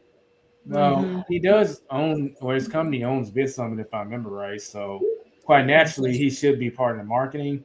But people did feel a certain way when he wasn't there last year. The only time I've seen him there is in 2023. That's when he was there. I don't know. They might want to actually adjust that, because I do think that people are setting their expectations for him to be there. And when he's not, they're going to feel a certain way about that. And if that's the case, I think I was definitely left with that feeling for sure. Yeah. So were there what were the so we're sort of coming like towards like the last sort of 5 to 10 minutes. But guys, in terms of like, let's just touch on the negatives for a minute, because like what were some of the things that you thought were a little bit negative? Like I heard like quite a few people on your panel. Was it your one, Elijah? You know, we all got talking. I was talking in the chat about the water cost. You know, the water was not free at the closing party. You know what I mean? So people, you know, were rightfully a bit grumpy about closing party. Karen, was there a closing party? Well, so the other thing I guess would be is that they had the creative fashion. What do you call it? Fashion. Yeah, Karen and I are still there. We're going to the fashion show, and we stayed there. Yeah, so we missed. So there was no food by the time we got to the closing. There was no food. Yeah, but you wanted us to stay there, Alison, because you said that there was some free stuff, and I'm like, I don't know. Like, do we even care about free? I don't know. You thought that there was some free stuff to have there, but anyway, we stayed because there was contests and it was really nice, you know, like atmosphere, and they were doing funny things, and I'm like, yes, aren't we supposed to be here? Fun. Sure, yeah. Well, I guess we missed out on food at the after party. They took the food down fast. There was a lot of food there and not a lot of people, and that food came down fairly quickly, and that's probably not Vidsummit's fault, having been on a conference committee for 7 years. That was probably the venue. And when our conference, and if you talk to him, Elijah, our conference that we do for Wyoming Writers, this year we told them, you may not take that food down. We will make sure people eat it. But they took the donuts away 30 minutes after they put them out. Nobody even had a donut yet. And when I went to find out what happened to them, they were in the staff room. So, yeah. I think all the VIPs that were at Yeah, the VIPs that were at the fashion show, if they were planning on going to the after party, Yeah. they'd be a little disappointed because there was nothing. Yes, Wow. they took it down. It was like they put it up and it was there for like maybe an hour. That would be giving them a long time. And then it was gone. I mean, if I wanted seconds, it was gone. I was like, but there wasn't anybody there when we got there. Brooke and I were like one of the first few people there. So because that's what the catering lids are for, right? Like just yeah. for So the food to stay there. if there's a legitimate complaint, it's that the after food party food disappeared quickly, and that may have been the venue, not the conference. Yeah, of course. Yeah, of course. Mm-hmm. What else? Any negatives? We realized, I think I touched on this before, but just, trying to stay as close to the conference as you can, because every time we'd have to, call the lady, can you come get us now, Mom? Can you come get us now? Okay, can you meet us downstairs in a half an hour to take us back? So that was, the lady was great. Her name's Gloria. I still remember her. She was great, but just like being so far away from the conference, you can't just run up to your room and grab something to eat. Like Melissa said, like you're like a 7 to 10 minute drive away, plus scheduling it, plus calling and waiting. So it's like, that's time you could be networking. Just and like then I bet Elijah stayed close to the conference. And having the shuttle shut down. Actually, I did. But You mean Okay. events? that's right. But go ahead. Yeah. And then Brooke and I, we ended up walking home because we didn't have a ride. And then the app told us the wrong way and tried to take us through a wash that was full of water. So, we were out there late at night. I told her we could do it. I don't live that close to the event. So Karen and I literally muled it for the day and packed up the car of like snacks and stuff. Because at least it's nice there was nowhere to go. Snacks, though. Yeah, at least I had, but it's like we didn't have a place, so that's why I joked that we had our feet up on the dashboard and just kind of hanging out in the car. Mm-hmm. Yeah, but also there were several like attached to the thing. They did come out with like, here are little we've got discounts for these 6 accommodation options across the road, diagonally across the road. Mm-hmm. And they did recommend, didn't they? They said the best thing to do is to try and stay as close as possible, because you're going to like just pay in money and time, aren't you? And inconvenience to stay further away. Oh, and that's another thing. You need to book the Westin like months out, because I remember when I got it in December, I tried to book at the Westin because I've been to a ton of trade shows like this before, and it was already booked out like way before. So I'm guessing people like Elijah that have already done several know this, and they probably already have it maybe booked out right now. There's a lot of conferences actually. It's not in the DFW area. There's big arenas all over the area. So, and you're right next to the airport. Gotcha. So that, some of those hotels are always booked. That makes sense. And I stayed in a hotel that was, by GPS standards, said 9 minutes away. And I thought that would be fine. You live in Texas. I know. Well, I thought, okay, I was also being cheap and thought, okay, I'm going to stay. Way to go, girl.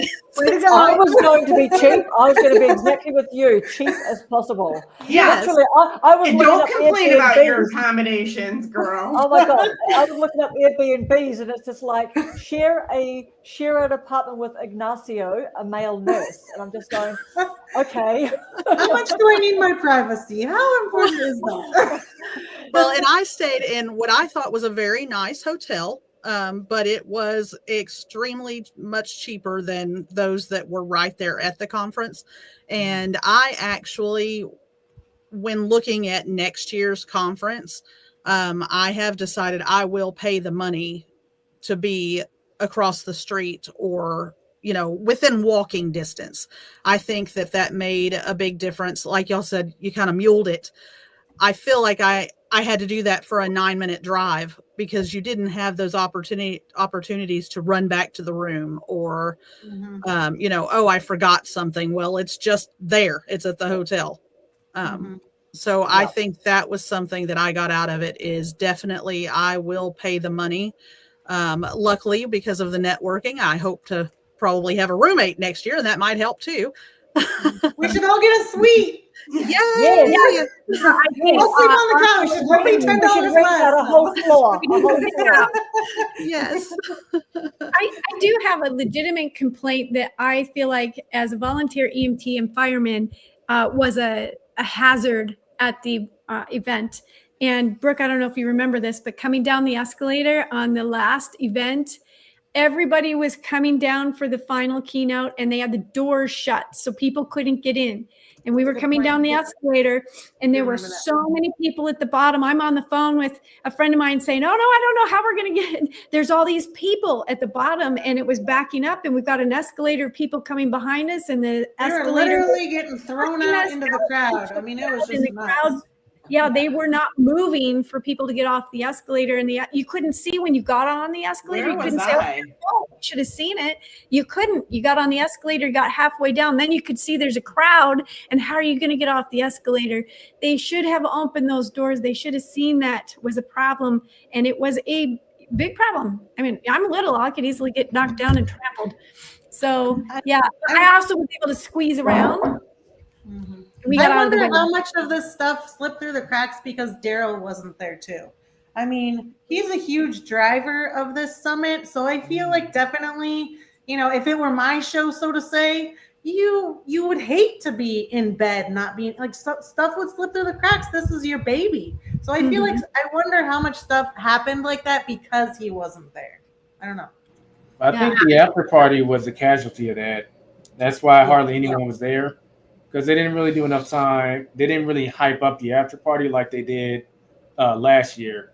Dale played a big role in hyping up people, letting them know that there was an after party in the first place. But like an after party is relying on the main event to push traffic there. And he said on stage, hey, it's not over yet. See you at the after party. Then he said where it is, and everyone went over there. Well, you guys went and we stayed for the fashion show because we thought that was still going on. And that's the problem itself. Splitting attention. Like, I would say I have two sources of feedback that I would like to give Vidsummit, and it's kind of mirroring what I've said in the past. First one, I might get some pushback for this. I think Vidsummit should be a 4-day event. I don't think it should be 3 days. Now, I know that would warrant a higher ticket price. I'd be willing to pay that. But with that being said, I honestly think that the logistics of there's too much overlap with key speakers that are speaking, and you want to go here, but you also want to go here, so you have to pick between the two. And I also think that if it was a 4-day summit, you have the first day be registration and the party like normal. But if it's stretched out over 3 days, they could have pockets of like maybe 30 minutes to an hour where there actually isn't anything going on.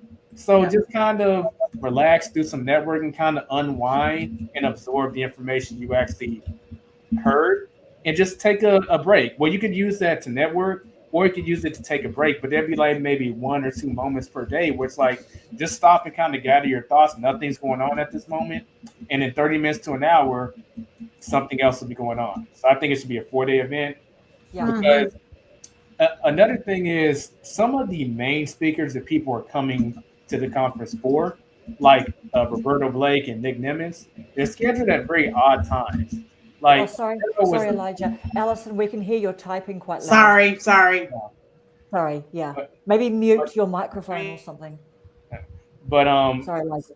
Some of the keynote speakers like Roberto and Nick Nimitz, like people are coming specifically for them. But Roberto is the very, very first speaker on Saturday at 8:00 in the morning. And attendance is going to usually be maximized around noon or 11. That's when some people decide to sleep in, or some people will drive into the conference or whatever. Mm-hmm. If your main players are in the morning, I think that's a problem. I think they should be like at 1 or 2 where they'll get the maximum attendance because people are coming for them. So they can work on the logistics a little. Yeah. Mm-hmm. I'd agree with that. I think to have him do his big creator energy talk like so early, as you say, that's like not everyone's up there, you know what I mean? Not everyone is there. So he could have been in one of the more downstairs, like the key, what do they call it, the key ballroom or exhibition hall or something as well. Well, I don't think where he was so much of a problem. It's really just the time. Because my first year when I went, he was scheduled like at 1 or 2 o'clock. When I tell you the room he was in, there was I already knew it was going to be this way, but I arrived like 15 or 20 minutes early, and I sat in the front row. And then he started speaking when it was time. And I looked around, and all the seats were taken, and some people had to stand up. Oh, wow. Yeah. And I Yeah. feel like that should have been the result that happened every year. Same goes for Nick, but they were scheduled at odd times. And I think that's just a missed opportunity, if you will. I agree. I think it could have been a longer conference by another day or so, for kind of the same reasons. Now, I'm an early riser, so 8 a.m. was perfectly fine for me. But I'm also not a night owl. So those later afternoon things would have been something that I would have appreciated moved a little more in the daytime area. I'm up at 5 a.m. every morning. And so my bedtime is like a small child. But I think that if it would have been moved to an extra day and spread those out a little more, and plus, like you said, if you have 15, 20, 30 minutes between each one, you have a chance to go grab that drink or, have a little snack or something before you're running to the next event. And then you do have time to make those connections a little bit more. Yeah. Did you guys, who missed some sessions so you could network? I know I missed. I missed like 90% of them so I can network, but that was by design. Now see, right. That's really exactly. And that's what a lot of your people were saying in the last couple of years on your panel reviews too. Elijah, people were just saying that, well, you've got the video replays. And it's fun. It's fun to get the feels. Like if it's your first time, I liked being in there and getting the feels. That feels different to watching a video. So I was selective about what I went to, but I definitely didn't hesitate to miss going to things because sometimes I went to things. Oh my goodness. Do you know what? Did you guys go to that talk? You know how in that main exhibition hall, how they were just running it on one after the other because like most of the crowd might be staying there anyway, maybe. Yeah. But there was one speaker who a lot of people just got up and left when she was talking. That was like quite obvious. I think I was in that crowd. Yeah, it was the person who was reading their notes, right? Were you in that one, Brooke? I think so. That was the very last. Did you guys see that? I remember somebody lost me, and I'm like, I can't sit here for another half an hour like this. But that wasn't it, Brooke, because that girl that was reading, you said, we were talking about it, and you said that she was really nervous. She was young, even though she was 26. She was a young 26, and the blonde gal. She actually had some good things to say, and I was a little turned off by the reading of her notes as well. But we stuck it out and learned something from her. That was her. We didn't look out on that one. Well, honestly, I feel like this is where the organizers can really rearrange things to help in that scenario. Like, obviously, she's new to public speaking. That's her first time. There's a ladder you need to build up to. She should have been one of the first speakers this early in the morning. There aren't going to be as many people there, but that might actually help her because she needs to build up her confidence. And the main speakers can have the maximum attendees.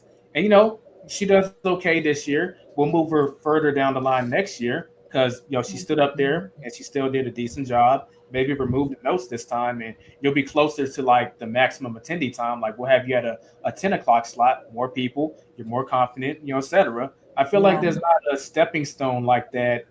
And it's kind of weird because other conferences and summits this is kind of like, Melissa, this is like conference 101. And do you know what? And she could have been in a smaller room, right? Yes. Much more sort of more intimate sort of space, right? Because I was just quite sort of shocked, especially because the topic was authenticity and, it was just a big jump for her. The poor thing, really. It was quite difficult, like seeing a lot of people. And I have to admit, I did leave that one because I thought she was being a little bit ironic. I thought that she started the talk by doing the notes and everything. And I thought, oh, she's about to break out of that in a minute and just be like, now, I literally thought any minute she was going to break out of it. And then I realized, oh no, she's missed kind of, putting the tech together for the teleprompter, that they were using just for their notes and things like that. So, but yeah. Yeah. Good. Any what final thoughts? Final thoughts around the table. What are people? What haven't you said yet that you want to just share with our audience just about Vidsummit? Anything? I fangirled out. How about that? I fangirled out over Mr. Beast editor, and I was like, "Oh my god, I'm gonna ask him a question. Can I take a picture with you?" Like, who's Yeah. Mr. Beast's editor? Who's that? his name was Roos something. Okay. I have a picture Mario. of him. Okay. Yeah, Mario Roos. Mario Roos. Yeah. J-O-O-S. Mhm. Yeah. I was like, I have a question. I just like turned into this little child, and again, I was like, I'm not worthy of your attention.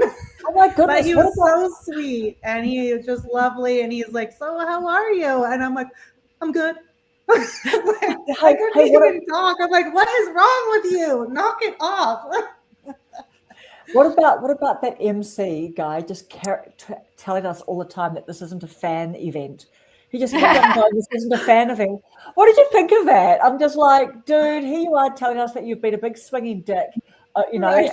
at a New York design firm, and you had all these people underneath you and all the pressure that was on your shoulders, and you've done this and you've done that. But guys, this isn't this isn't a fan event. This isn't a fan event. And guess what? Guess what? So I then thought, oh, okay, so is he just telling us not to go up to anybody? So I did. I was literally inside the Hummer. I was doing some little video because I was thinking about doing the little video. As soon as I saw Chris go, I lost my shit and went running out to Chris Doe. Chris, I've even got the video that she left my video just hanging. I got the guy's butt the entire time because my camera was stuck on the thing. I saw Chris Doe, and I'm just like, Alison is yesterday's news. Chris Doe, I'm running after Chris Doe. Get a photo.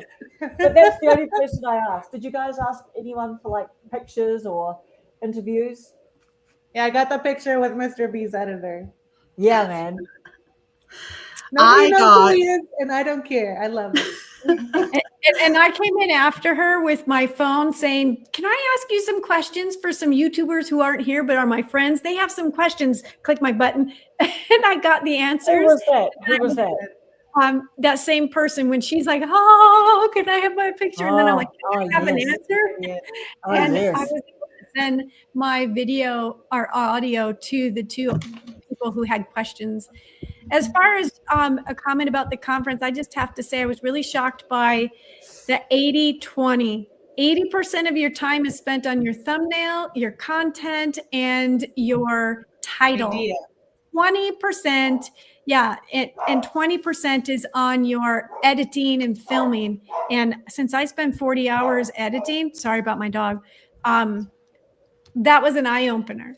But it is true in writing too. If you look at, when you write a book, it's the same thing. You got to spend all that time in your content editing. Well, I don't think the way that you've been doing it has hurt your channel, Melissa. No. Right? Well, kind of it has, because I now work full time for the university and I don't have 40 hours to put out a video once a month. And my husband hates editing videos, so it killed my channel, not being able to do it faster. So, channel number 2, Alaska Tales, will be different than Wyoming Jeepers. Well, I, for one, can't wait. And Kelly, I want to get your channel too. I'll get all your channels, and maybe we'll just say it one more time. I got Kelly. What's your channel again? It's Mug Life. Mug Life.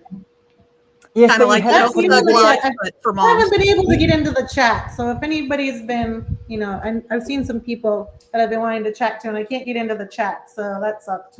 Maybe that'll get better. Maybe that's because did you need to link the channel or something? Yeah, I tried a few times. It wouldn't let me in. Yeah, so. It didn't let me either. Oh, it didn't. Okay. I'll definitely post up the channels in the description. That's why we couldn't answer. Yeah. So and so, Kelly, you haven't put any videos up yet, have you, Kelly? No, I am hoping that this Sunday will be my first, so all of you come watch. It'll be horrible, but it'll be fun. We'll do it anyway. And you probably saw the little fluffy-headed blonde come in here. That is my co-helper. So she is the reason I'm doing it, because she is very outgoing and loves it. So we thought it would be fun to bring that life to other people.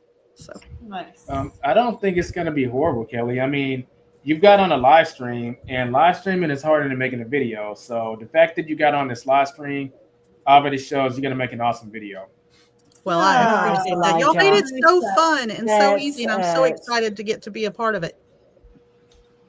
I loved meeting you, Kelly, and I just loved how we just kept on going on the Hoover app. And then you just said to me, "I've got the blue ribbon. I've got the hat with the blue ribbon," or something like that. And we just found each other straight away. So that was a good strategy. I brought. There you go. There we go. Now, wow. Now I'm official. This is me. This is you. This is you, girl. This is you stepping into all the cool things that's about to happen for you. That's right. Yeah. My final remarks would just say, if you're coming to Vidsummit, have a game plan. That's my biggest regret from when I first came my first year. Didn't really have a game plan. That's what motivated me to start reviewing it on YouTube. But I think that there is enough content out there, including what you've heard on this show, to help you put together a game plan and really maximize your time at Vidsummit, whether it be watching the presentations or networking and just having the experience. So put together that game plan, go there with the intent of making connections, and see what happens. You won't be disappointed. How do you make a game plan if you've never been there before? By watching this. Oh, there you go. That's a good idea. I actually went and did a lot of research because, like I said before, I kind of got into this a little differently than everyone else. I was lucky enough to be, or blessed enough to be invited. And invite us next time, would you, Kelly? Jeez. I'll ask them if we can just all come as a group next year. No, don't ask them. Better to ask for forgiveness. We'll just You do have to share the story who invited you and how that came about. That's really so I work I don't know if you all heard, but I live in Waco, Texas, and I work for a pretty famous couple there, and I work in their hotel. I help with marketing and retail and online sales. I have the privilege of meeting a lot of people, and I got to meet and spend time with Daryl Eves, and so he actually invited me personally to the event, and then of course he couldn't be there because he was sick. But while I was there, I even got to meet with some of their team. We set up a meeting. So I did actually miss some of the sessions because I was meeting with them. I felt like that was a good cause. But that's how I got into it. And I'm so glad that I did. It was something that was very eye-opening for me as a new creator and in marketing. It did help with my marketing side as well. But it was a great experience. I'm excited and ready to go next year. And half of my staff wants to go with me. So just from hearing what I had to say about it. So Kelly, I got to say this because I think it's a massive opportunity. Since you've talked to Daryl, maybe just put it out there. I have some friends that would love to attend the event, and you could share that you have, the marketing team. Do you have an affiliate link? I would love for us to make money together and put it out there. And if he says yes, that'll stream income for you. I'm the king of side hustle, so my mind instantly thinks, I love it. I have to share. Yeah. Well, when we were talking about your connections and if you kept up with people and stuff, I feel like I'm pretty blessed in the fact that Daryl and several members of his team we're connected and email and text each other a little here and there. And so it's kind of nice to have had that connection. Do what? You can just send us some screenshots if you want. Okay. Yeah. So you can all fangirl and guy. And I'll just take it to heart. I don't need to fangirl. Tell me what you know. I know. I feel like I want to just soak in everything they have to tell me. Just give me the information. So. Yeah, but just for you watching at home, like this is what we've got. We've got Kelly, who just because of who she is. So Daryl extended a really generous, kind hand, and you said he's such a nice person, didn't you, Kelly? I mean, that comes across actually. No, he's genuinely I mean, he was just one of the kindest people.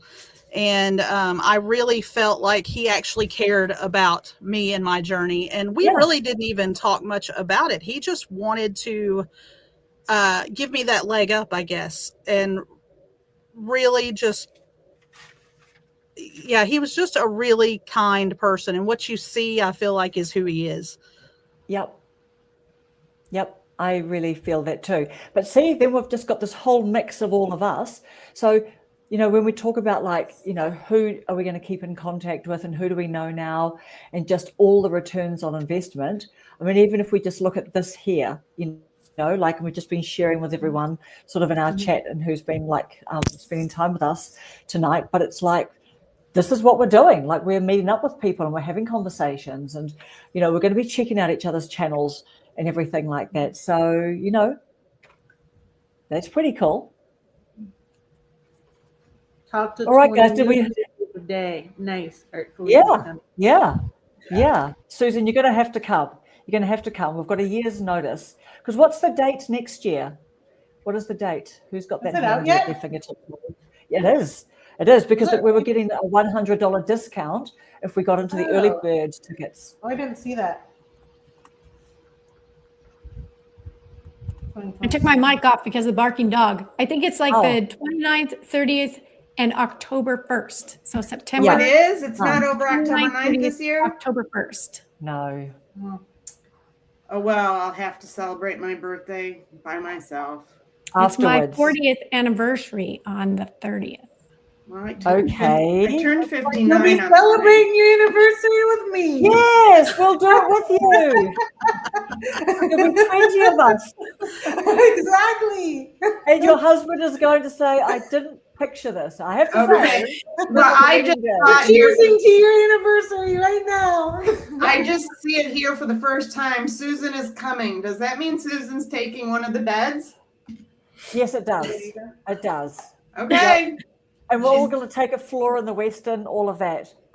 Okay. Okay. Anything final from anybody before we close out? Hello, One Victoria. Thanks, guys. Yeah, thank you, guys. I just say do it. I just say if you want to go, go. You've got a year's heads up. Start saving for it. If just start planning for it. But okay, here's one little tip I have to say. What I do is when I really want to do something, I just start using that event as one of my passwords at work. Actually, it's my work entry password or my work thing. And I will just put, like last year when I went to the perfume conference in New York, I just literally put it down at the beginning of the year. I just made it my work password. So every single day I had to type that in. And this year, I actually thought I just put New York something 2025, just because I thought, there might be something I want to go to. But as soon as this came up, I thought, this is it.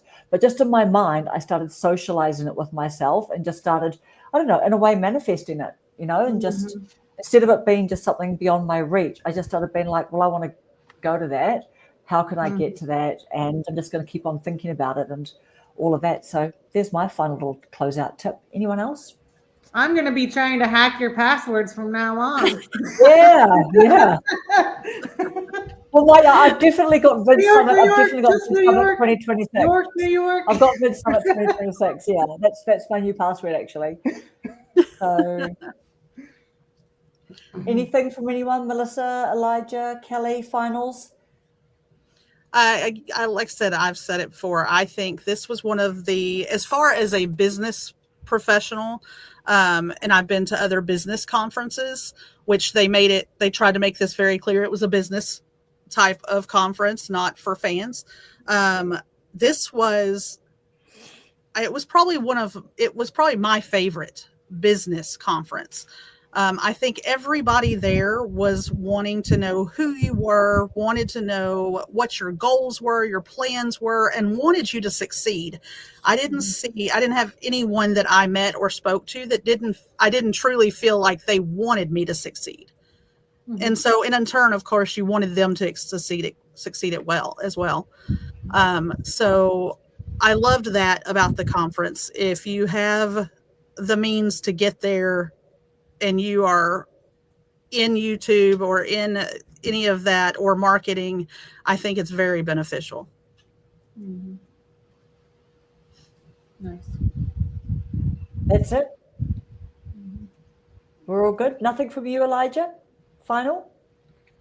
Well, Please, and please do mention as well that you've got a review that you've just done recently as well, so people can see that, because that's even more deep perspectives, and you had a lot of people on your panel.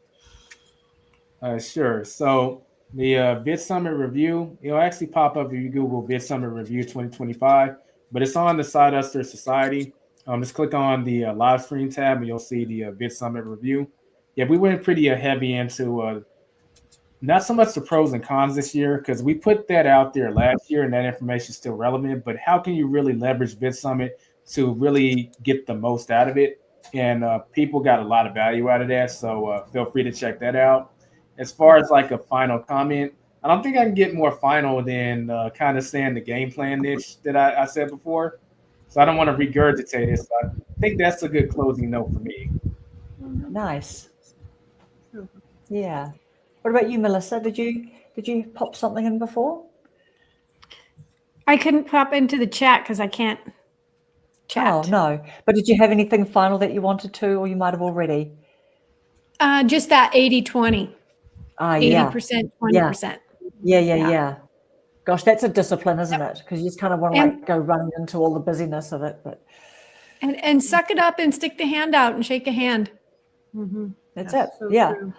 Yeah. Hi, I'm Karen. It's not hard for me, as Brooke What's saw. going on? Never hard for That's me. it. But for those that it is hard for, suck it up. That's how you're going to meet somebody. They don't bite. Yeah. No. I thought I was extroverted until I hung around Melissa, and I'm like, man, I'm a little rabbit over here. I need to break out. And Karen helped me. I feel like she came in with we sat in one or two of the talks together. And I loved that she was like, do you have any questions for them? Let's go ask questions. Do you know? I know.